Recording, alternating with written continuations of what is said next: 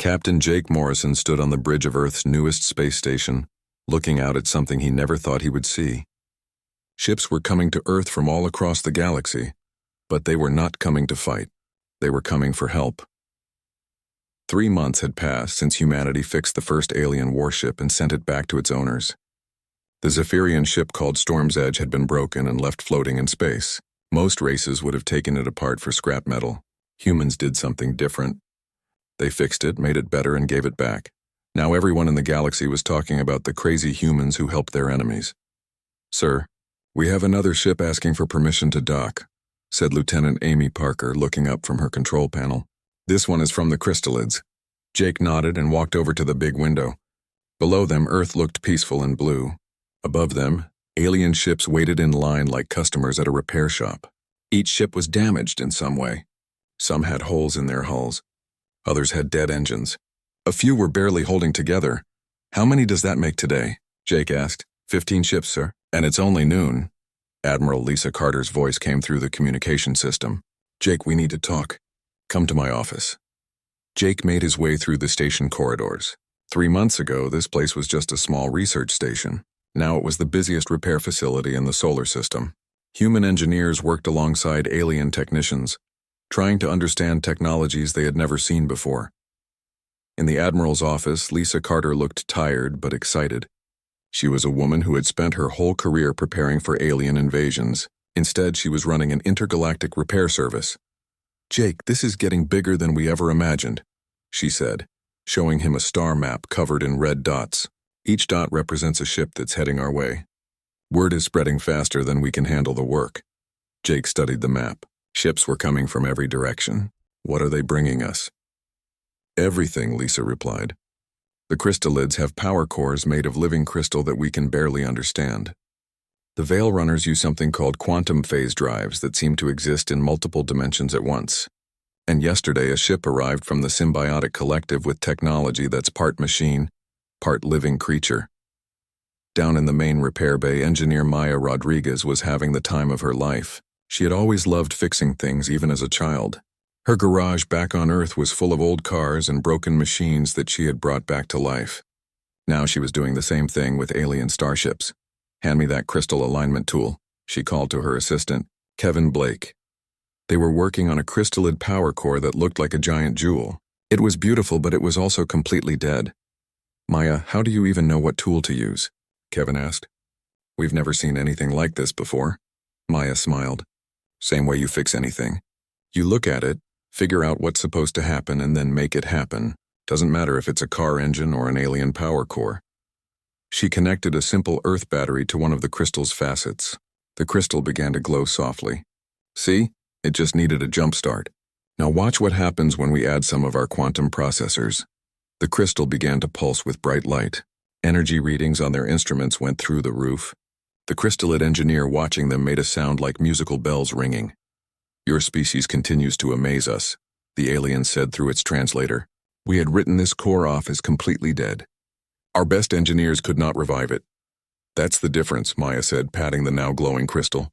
"You tried to fix it the way it was supposed to work. We figured out a new way to make it work." Meanwhile, in another part of the station, Captain Ben Hayes was dealing with a more complicated problem. The Veil Runners had brought them a ship that could turn invisible, but it was stuck halfway between visible and invisible. Half the ship was there and half wasn't. "This is definitely not in any manual," said his engineer Amanda Foster. She was trying to scan the ship with instruments, but half her readings showed empty space. "The phase drive is caught between dimensions," explained the Veil Runner captain. "Its species looked like tall, thin shadows with glowing eyes. If we cannot fix it, the ship will be lost forever in the space between spaces." Ben Hayes had been in the Space Force for 20 years. He had seen broken engines, damaged hulls, and dead life support systems, but he had never seen a ship that was only half there. "Amanda, what if we don't try to bring it back to our dimension?" he suggested. "What if we help it choose which dimension it wants to be in?" "How do we do that?" "Same way we help anyone make a choice. We give it options." They spent the next 6 hours connecting Earth computers to the alien phase drive. The computers began running programs that showed the ship different dimensional possibilities. Slowly, the ship began to flicker. Then it began to solidify. It's choosing to be here, Amanda said, watching the readings. The ship wants to exist in our dimension. When the Veil Runner ship was fully solid again, its captain made a sound like wind through leaves. Your people think in ways we do not understand. You do not just fix machines. You communicate with them. That evening, Jake Morrison was reviewing the day's work when alarms began sounding throughout the station. He rushed to the control room where Amy Parker was staring at her screens with wide eyes. "Sir, we have a big problem incoming," she said. "A Krillian dreadnought just entered the system." Jake felt his blood run cold. The Krillians were known throughout the galaxy as the fiercest warriors. Their ships were designed for one thing: war. A Krillian dreadnought could destroy the entire station without even slowing down.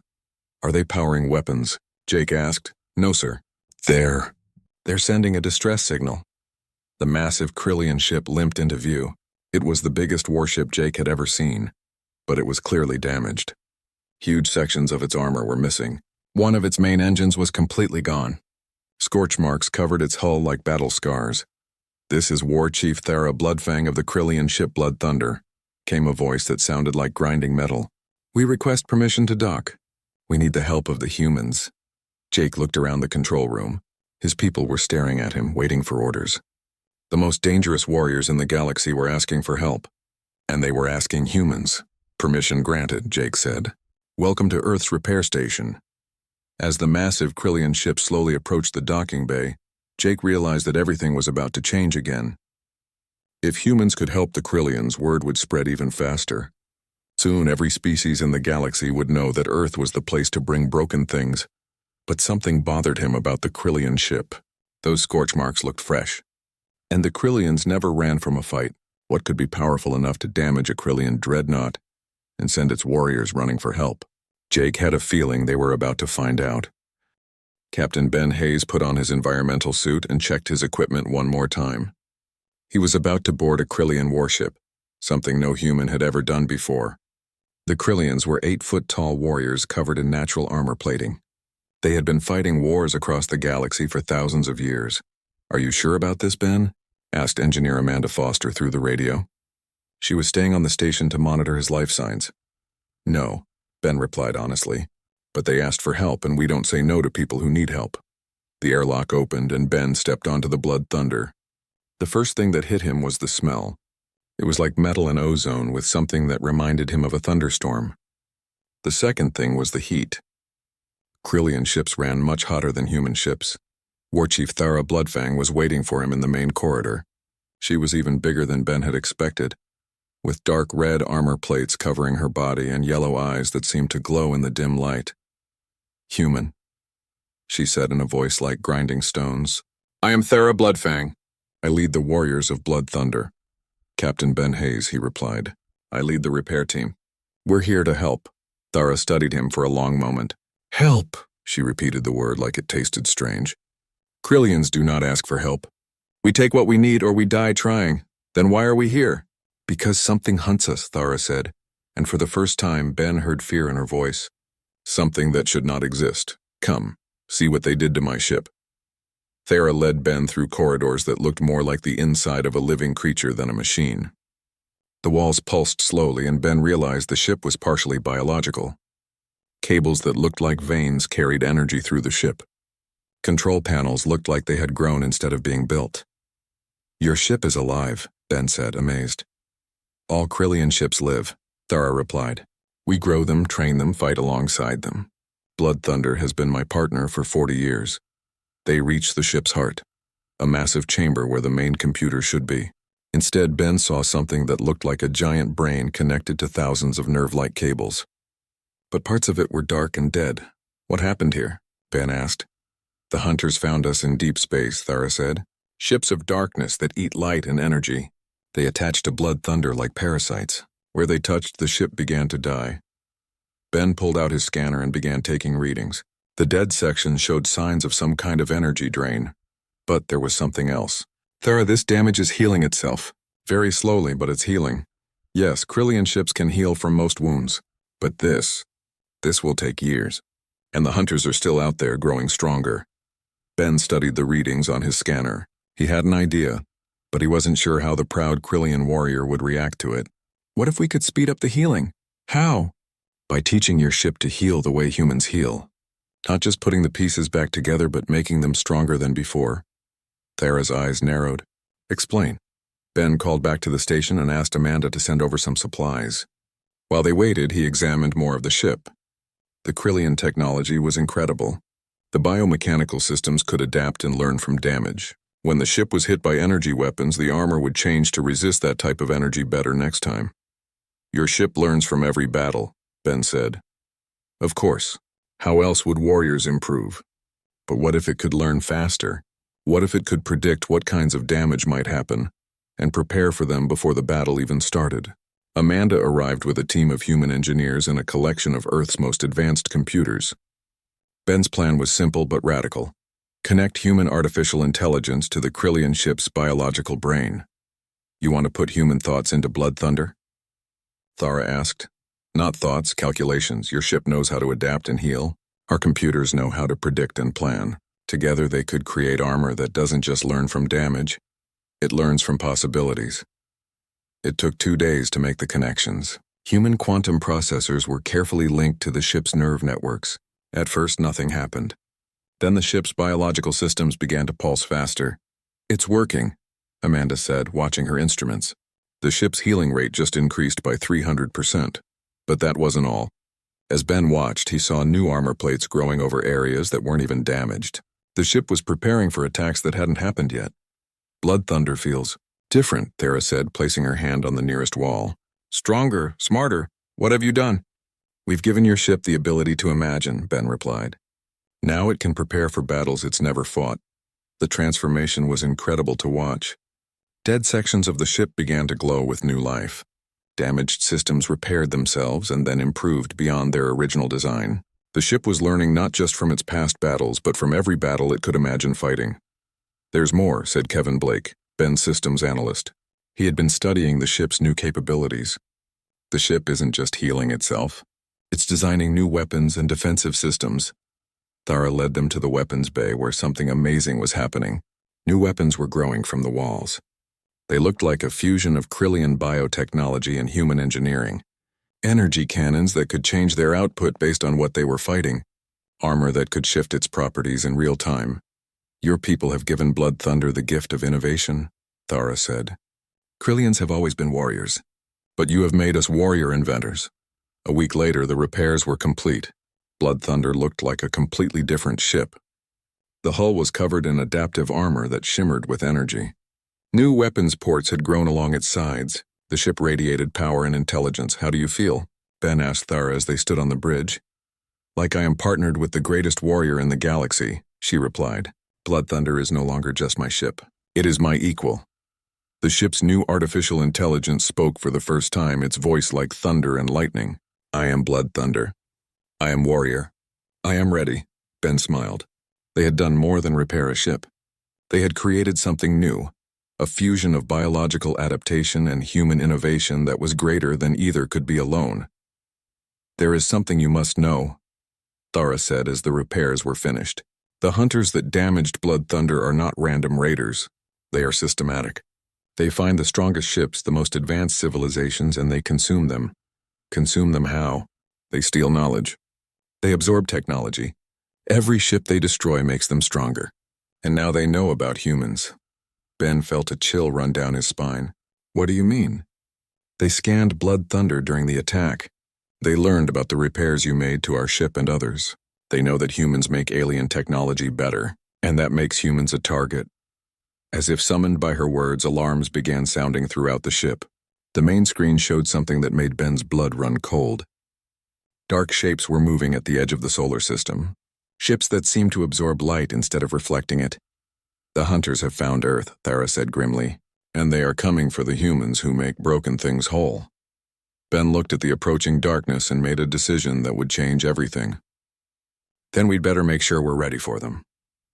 The first test of human-enhanced Krillian technology was about to begin, and the future of both species depended on whether their combined strength would be enough to face an enemy that grew stronger with every victory.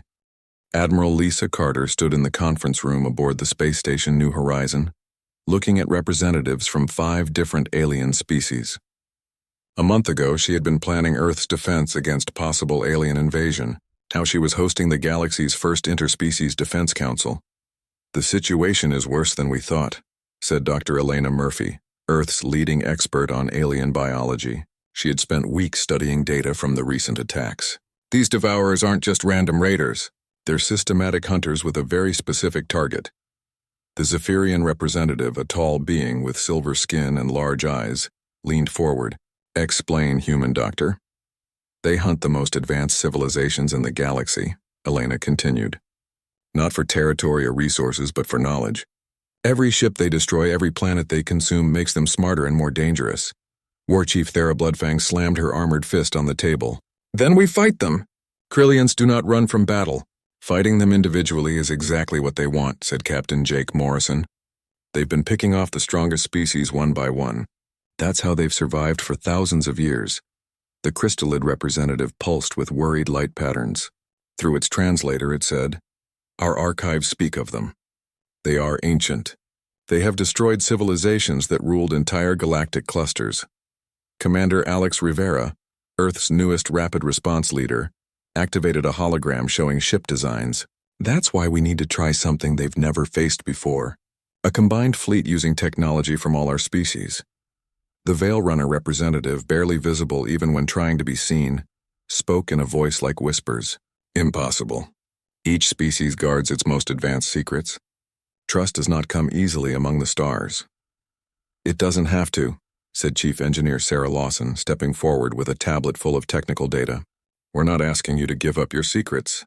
We're asking you to let us make them better." She activated the hologram showing detailed scans of all the ships humanity had repaired. "Look at what we've accomplished together. The Zephyrian ship Storm's Edge is now faster than any ship in your fleet. The Krillian Blood Thunder can adapt to threats it's never seen before. Every ship we've touched has become something greater." The Symbiotic Collective representative, a strange fusion of organic and mechanical parts, made clicking sounds that its translator converted to words. "The humans do not simply copy our technology. They understand it in ways we do not. They see connections we cannot see." Sarah smiled and pulled up another display. "That's because we think differently. When you see a damaged power core, you think about fixing it. When we see a damaged power core, we think about making it better. And when we see 5 different types of power cores from 5 different species, we think about combining them." "Show them the prototype," Admiral Carter said. Sarah activated a new hologram that made everyone in the room go silent. It showed a ship design unlike anything any of them had ever seen. It had the sleek lines of a Zephyrian speedship, but with crystallid energy matrices running through its hull. Krillian bioarmor covered its surface, while Veil Runner phase technology made parts of it flicker in and out of visibility. Symbiotic healing systems were integrated throughout the design. "This is Unity's dawn," Sarah explained. "It's not just a combination of our technologies. It's an evolution of them.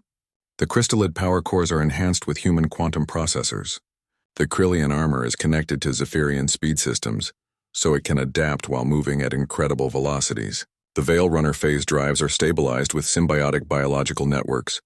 Engineer Maya Rodriguez joined the presentation, her excitement obvious. "The best part is that each system makes the others better.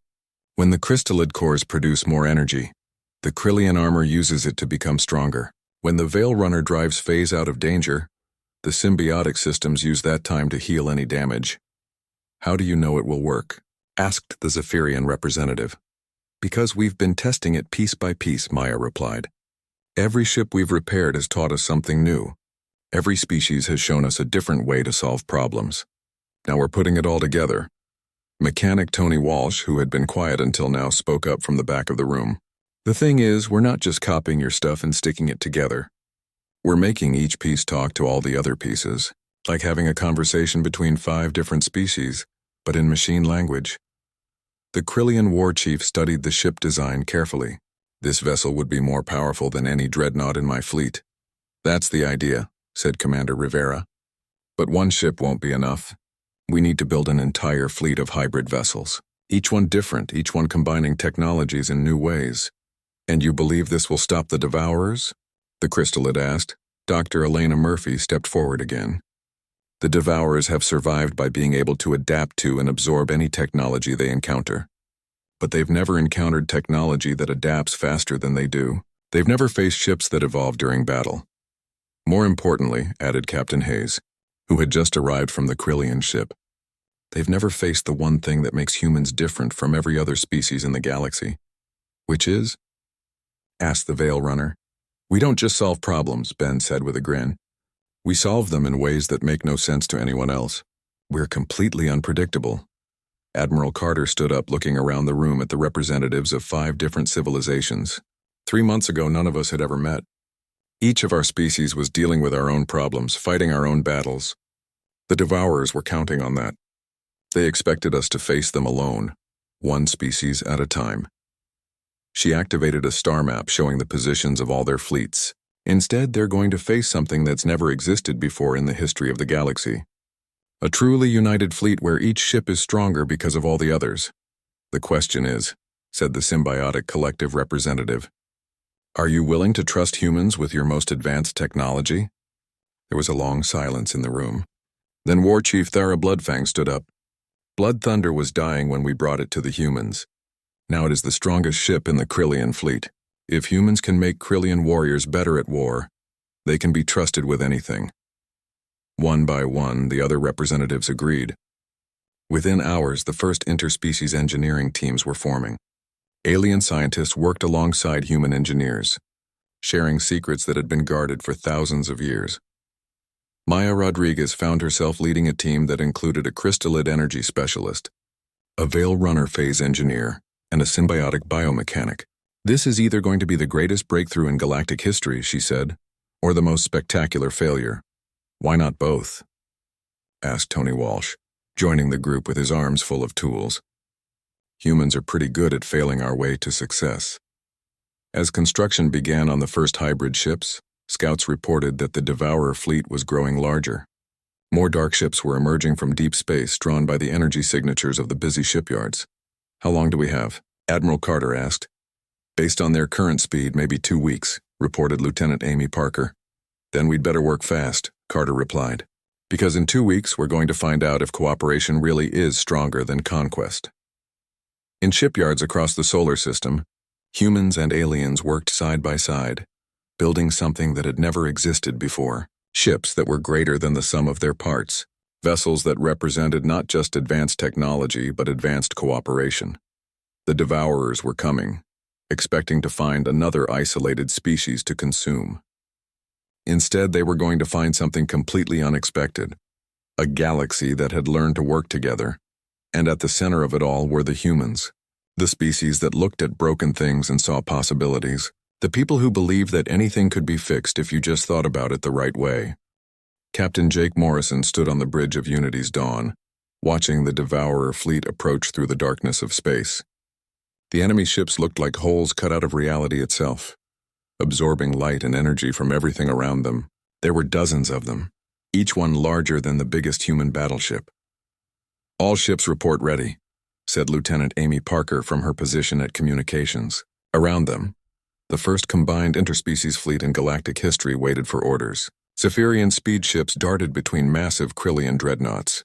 Crystallid energy vessels pulsed with contained power while Veil Runner stealth ships flickered in and out of visibility. Maya, how are our systems looking? Jake asked. Engineer Maya Rodriguez checked her displays from the engineering station. All hybrid systems are green. The ship feels different than anything we've ever built, but all the pieces are talking to each other. Dr. Elena Murphy was monitoring the approaching enemy from her science station. Jake, I'm picking up energy signatures I've never seen before. These ships are actively draining power from space itself. They're getting stronger just by being here. Then let's see how they handle some human creativity, Jake replied. All ships begin attack pattern chaos. The combined fleet split into seemingly random groups. Traditional military tactics called for organized formations and coordinated attacks. Instead, the human-designed battle plan was deliberately unpredictable. Ships would attack from random directions, use different weapons in unexpected combinations, and change tactics without warning. The first exchange of fire lit up the darkness. The Devourers responded exactly as Dr. Murphy had predicted. Their ships absorbed the energy from conventional weapons and grew stronger. Crystallid energy beams were consumed and made the enemy hulls thicker.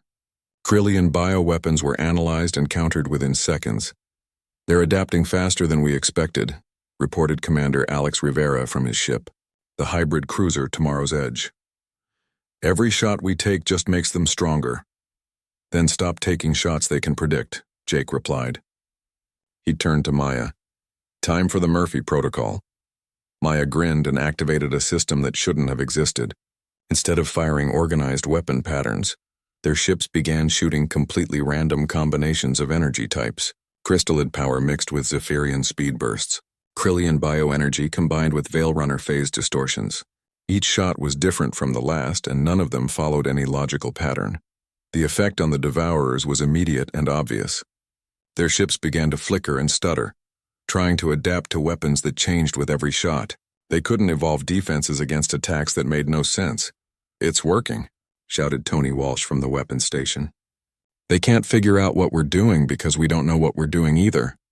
But the Devourers were not defenseless. They began firing back with weapons that seemed to tear holes in space itself. The darkness they shot could drain energy from anything it touched, leaving dead hulls floating in space. "Evasive maneuvers," Jake ordered. "Pattern Random 7. Unity's dawn began moving in ways that defied every rule of space combat. Instead of logical evasion patterns, the ship spun, rolled, and darted in directions that seemed to serve no purpose. Other ships in the fleet did the same, each following their own chaotic path through the battle. The Devourer targeting systems, designed to predict and counter logical tactics, couldn't lock onto ships that moved without reason. Energy beams that should have hit their targets passed through empty space where the ships had been moments before. "Elena, what's the status on their adaptation?" Jake called. "They're trying, but they can't adapt to randomness," Dr. Murphy replied, excitement clear in her voice. "Their whole system is based on finding patterns and exploiting them. We're not giving them any patterns to find." War Chief Thera Bloodfang's voice came through communications from Blood Thunder. "Human tactics make no sense. I love them. Blood Thunder feels joy in this confusion." The tide of battle was turning, but the Devourers had one more surprise. The largest of their ships, a massive vessel the size of a small moon, began to glow with dark energy. When it fired, the beam didn't target any specific ship. Instead, it created a wave of draining force that spread across the entire battlefield. "All ships' energy levels dropping," Amy Parker reported. "They're trying to drain everything at once." "Maya, can we counter that?" Jake asked. "Not with conventional methods," Maya replied, her fingers flying over her controls. "But who says we have to be conventional?" Instead of trying to resist the energy drain, Maya did something that made every alien engineer on the ship stare in amazement. She redirected the ship's power flow in completely illogical ways. Energy flowed backward through systems. Power cores ran in reverse. The ship began consuming its own energy and then regenerating it in ways that violated several laws of physics. "What are you doing?" asked the crystallid engineer working alongside her. "Fighting fire with fire," Maya replied. "If they want to drain our energy, let's give them energy they can't handle." Unity's dawn began to glow with unstable power. Instead of being drained by the Devourer weapon, the ship was overcharging itself with chaotic energy patterns. Other ships in the fleet began copying the technique, their human engineers sharing the impossible solution across the fleet. The Devourers, designed to absorb and use energy efficiently, suddenly found themselves trying to digest power that didn't follow any rules. Their ships began to flicker and spark as their systems tried to process energy that behaved in impossible ways. "It's like feeding them something they're allergic to," Tony Walsh said with a laugh. "They can't digest human craziness." But the battle was far from over. The Devourers, frustrated by their inability to adapt to human tactics, began to change strategy. Instead of trying to understand human methods, they started attacking randomly themselves, hoping to cause enough damage to win through brute force. "They're learning," Elena warned. "They're copying our randomness." "No, they're not," Jake said, watching the enemy movements carefully. "They're trying to copy it, but they can't. Look at their attack patterns." He was right. The Devourer ships were trying to move randomly, but their movement still followed underlying logical patterns. They couldn't truly embrace chaos because their entire nature was based on order and efficiency. "The difference," said Ben Hayes, speaking from his position on the Krillian ship Blood Thunder, "is that we're not trying to be random. We're being creative. They can copy randomness, but they can't copy imagination. That gave Maya an idea that was either brilliant or completely insane. Jake, what if we stopped fighting them altogether? What do you mean? What if we helped them instead? Before Jake could ask what she meant, Maya began broadcasting a signal to the Devourer fleet. But instead of weapons fire or threats, she transmitted something completely unexpected. Repair protocols. Maya, what are you doing? Jake asked. Something they'll never expect, Maya replied. I'm offering to fix their ships. The effect was immediate and dramatic. The Devourer fleet stopped moving entirely. For creatures that existed to consume and destroy, the concept of someone offering to help them was so alien that their entire system froze trying to process it. They can't understand it, Elena said, watching her readings. They're designed to expect aggression, domination, or submission. They have no programming for cooperation. Then let's show them what cooperation looks like, Jake said, making a decision that would either save the galaxy or doom it. All ships, stand down weapons.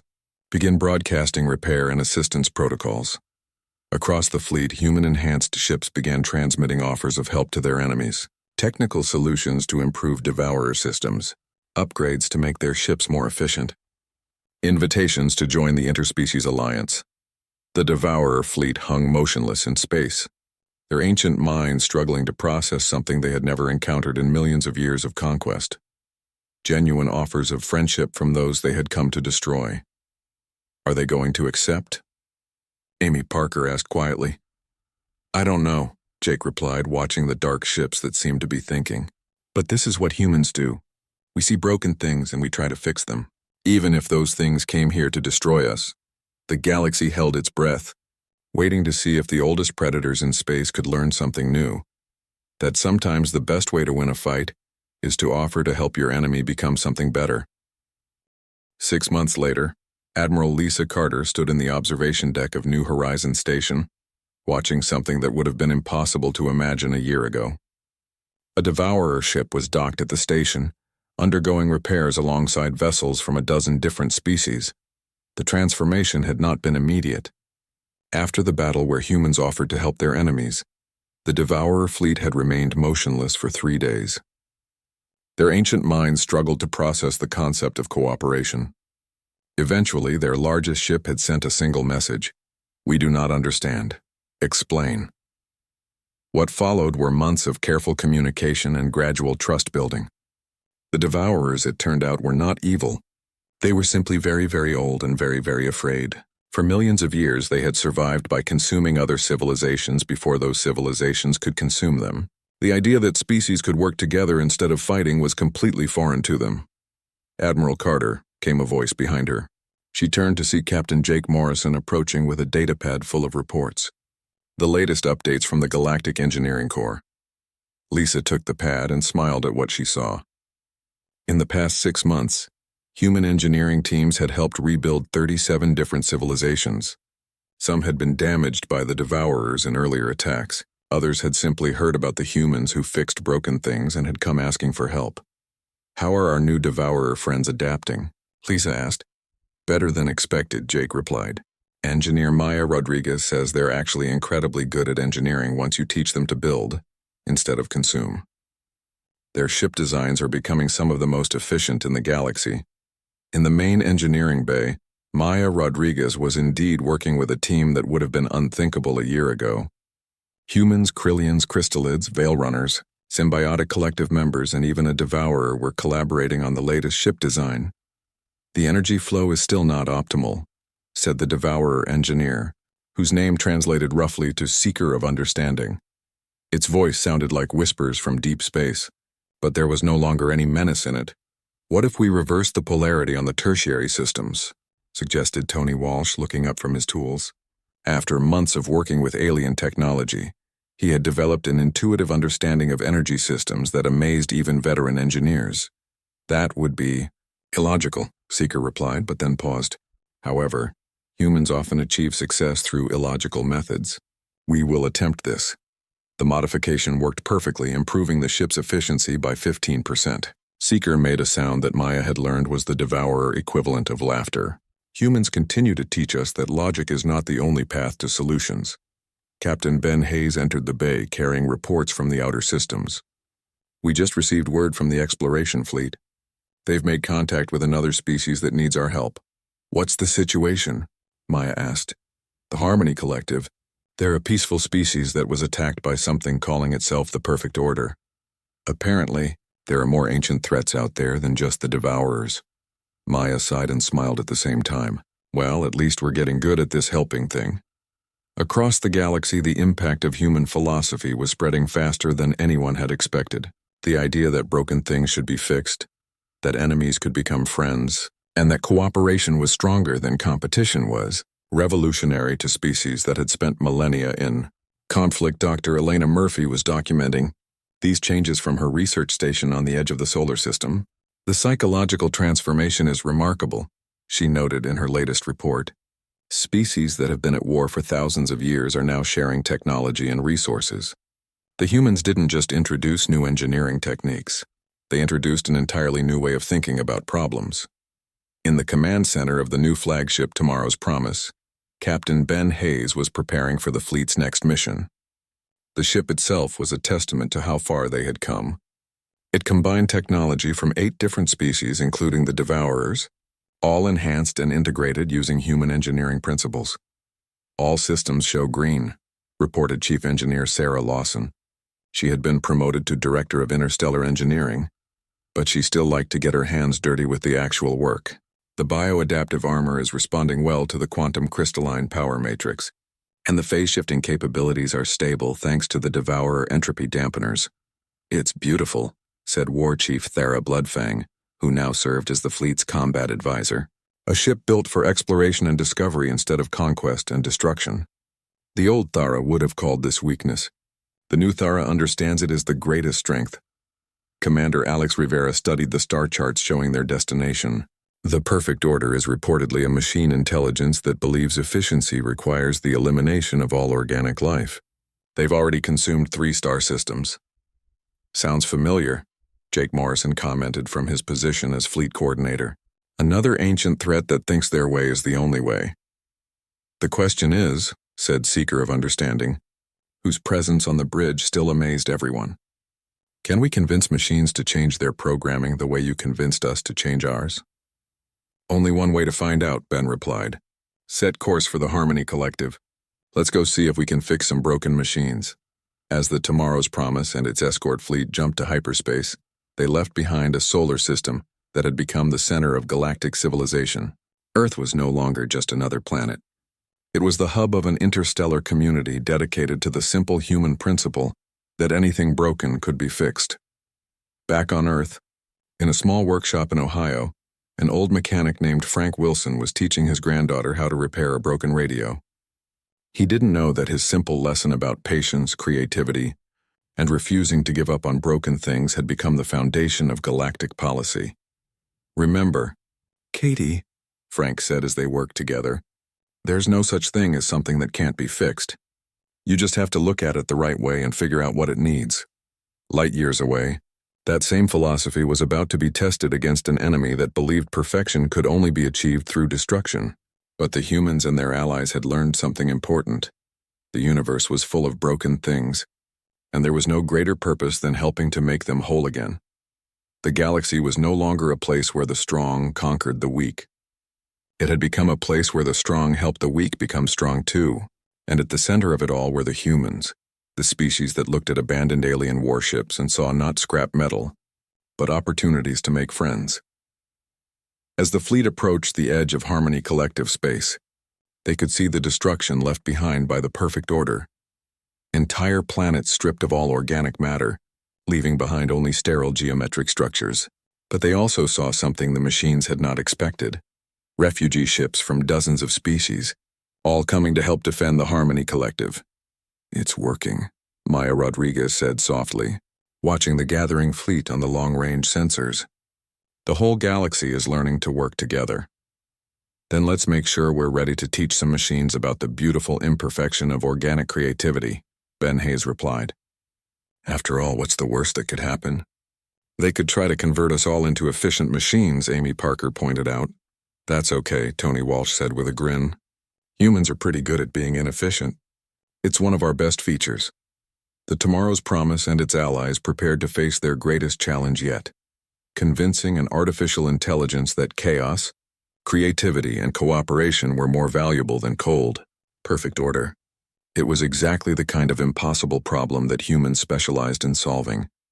The galaxy had learned to hope again, and hope, it turned out, was the most powerful weapon of all.